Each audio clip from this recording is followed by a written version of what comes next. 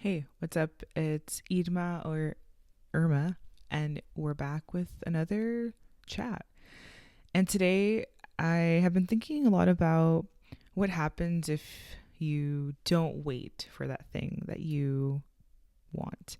And I think that kind of also goes back to desire, right? And what desire is, and kind of how in this world that we live in, we're constantly wanting to grasp and take and keep and, all these words around kind of signifying to the world that we lack that thing, right? Because we're so focused on attaining it.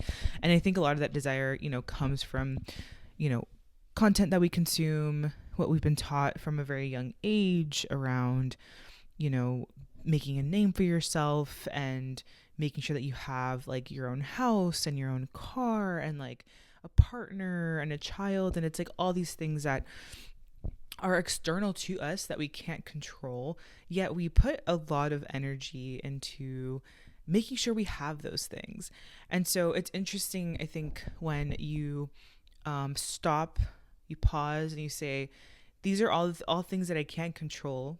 I can't." Force them into my life. I can't force myself to have a partner. I can't force myself to have a car. If I have the means to get a car, and I need a car, then maybe I'll get a car. Um, but it's interesting what happens when you sort of like remove all of those external desires and sort of take that energy and put it back into yourself. And I think at that point, when you are able to take all of those desires and wants and kind of pieces of things that are pointing to what you lack, you can actually focus that to what you want, right? And so, if you ask yourself right now, like, what are the things intrinsically that you're pulled to? Maybe on the weekends you're pulled to go outside and like take a walk, and maybe during the week after work you're pulled to maybe write or call a friend, or make a YouTube video. So I think in my gut I sort of feel that like the less we force the things around us to come true, which actually is, I mean, sometimes they do come true, right? I'm not saying like, hey, if you, don't try, if you try too hard to find somebody, you're not going to find somebody. I'm not trying to say that because I know that, works and that's happened to people. Um, but I think what happens when you say, if I meet somebody, I meet somebody. If I don't meet somebody, I am okay. I think what happens is that your brain, I don't know, this is science. This is probably science that I don't know. I can't speak to. Disclaimer, I am not a scientist or a psychologist. So I'm just going based off like what I feel, right? And so I kind of feel like your brain sort of feels calm, and maybe like your fight or flight aren't activated anymore. And therefore some of that energy goes back into yourself, and maybe giving yourself space to ask yourself those questions around, what are the things that I feel, right? I feel called to, I feel pulled to. I can give you an example. Like yesterday, I worked throughout the day and everything, and then I got to a point where I was just feeling really creative for some reason. Like, I'm not sure if it's because I went on a walk earlier this week, or I've been spending more time outside, and the sun is out now, and the weather's changing, and sun's out, buns out, all that good stuff.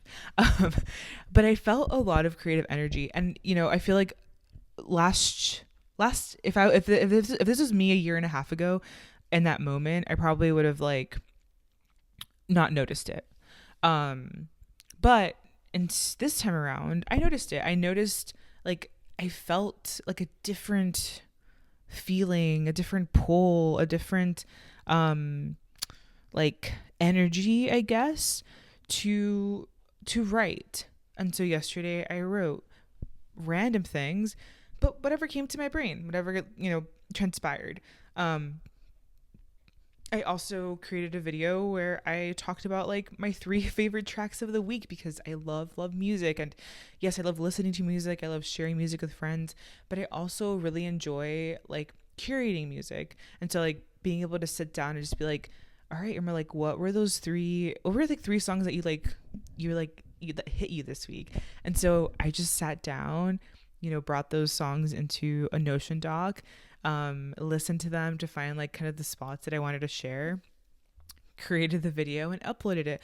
And I think sometimes that uninterrupted flow of creativity um, is so special because we don't get a lot of those time, like we don't get a lot of space to do that in this world, again because we are so, in this monotonous kind of day to day of like um work from this time to this time and do things with myself or family or friends from this time to this time, and then I go to sleep and then I repeat the whole thing again.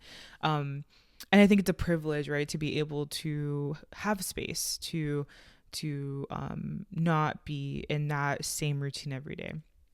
And so I guess my challenge, and it's something I'm challenging myself with every day for the past, I feel like last year was very much my healing journey after my breakup, and this year is very much a actively living life instead of allowing life to live me kind of year. And so a challenge to myself is like, how can I, find more of those moments? How can I notice more of those moments? And I sort of challenge you to do that as well, and really think back to like, when was the last time that you felt pulled to something. You felt pulled to something that wasn't a desire caused by external opinions and asks and requests and social media and, all of these external things telling you it's the right thing or the thing that you should want. But what is your body, what is your mind telling you is for you? What is your mind body telling you are things that like bring you joy and fulfillment and like bring a smile to your face, and maybe there are things that like bring out that childlike energy in you that you haven't explored yet. And I think there's like this beauty to discovering those parts of you, and it's when you give them the space for them to flourish that like they will come out and they will be seen. And I think once you start to spend maybe a minute every day just kind of noticing like, okay, I feel this something, this feeling, this word keeps coming up. Like 2 weeks ago, the word gem kept coming up for me, like just in my brain. I'm like, let me just write down the word gem. And then from that word gem, I looked up how gemstones are made. And then from, looking up how gemstones are made, I was like, wow, there's like this whole process that happens where like all of these ingredients and factors have to come together to like allow a gem to form and to become something beautiful. And through that, I ended up writing something, right? But I think if I hadn't followed that initial signal or whatever it was, I don't know why that word came up, but it just did. If I hadn't followed that, I wouldn't have wrote a thing. And I'm not saying that thing is great and amazing, but it's good. Like I feel like it expresses a part of my personality, a part of myself, a part of how I'm feeling. So I'll just say, desire is something that we all face. I think it's something that like I still face too. I have desires all the time.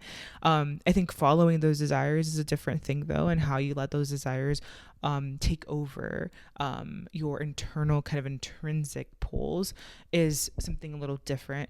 And again, being able to separate a little bit between like the desires are external versus like what is pulling me intrinsically. That's kind of like what we want to focus on, because that's our essence, that's our nature, that's like what makes us special and what makes us great. It's like all of that is already in you, and it's just giving it that space to be expressed, right? That things come to life and things come alive and you come alive, which is pretty cool. We all like to be alive. All right, yeah, so thanks so much for watching. This was, again, just a little question, kind of thought that came into my brain. And I really appreciate you checking this out, and let me know the last time that you felt that pull down in the comments. Peace.